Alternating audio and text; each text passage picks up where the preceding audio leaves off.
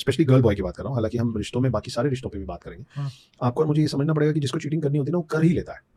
उसके लिए होटल का रूम होना या रात होना ज़रूरी नहीं, ठीक है? तो आप किसी पे फुल टाइम चेक नहीं रख सकते, आप सिर्फ अपना दिमाग खराब करेंगे।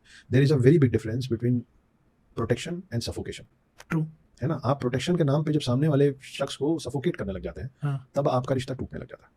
There is a very big difference between concern and control. Wow! ये जो होता है ना कि मुझे चिंता हो रही है, कहाँ हो तुम? फ़ोन क्यों नहीं उठा रही थी? हाँ। वो एक लेवल तक कंसर्न होता है। उसके बाद वो कंसर्न आपके दिमाग में और ख़ास करके आप जिससे सवाल पूछ रहे हो, उसके दिमाग में वो कंट्रोल की शक्ल लेने लग जाता है, कि मुझे उसको सब बताना पड़ेगा क्योंकि वो गुस्सा हो जाता है या हो जाती है ना? तो वो फिर आप कंसर्न शो नहीं कर रहे हो कि अरे 10 बज गया तो तुम घर क्यों नहीं पहुँची?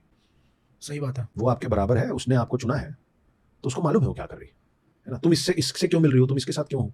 ये जो सवाल होता है ना, फलाने से दूर रहो, ये कंसर्न नहीं होता है फिर ये कंट्रोल हो जाता है। समझ रहे हो आप? तो there is a difference between protection and suffocation. आप सोचिए कि मैं आपको अभी हग करूँ, तो आपको अच्छा लगेगा। पर मैं हग करके आपको दोनों तरफ से दबा जकड़ने दूँ, लग जाऊँ, जकड़ दूँ।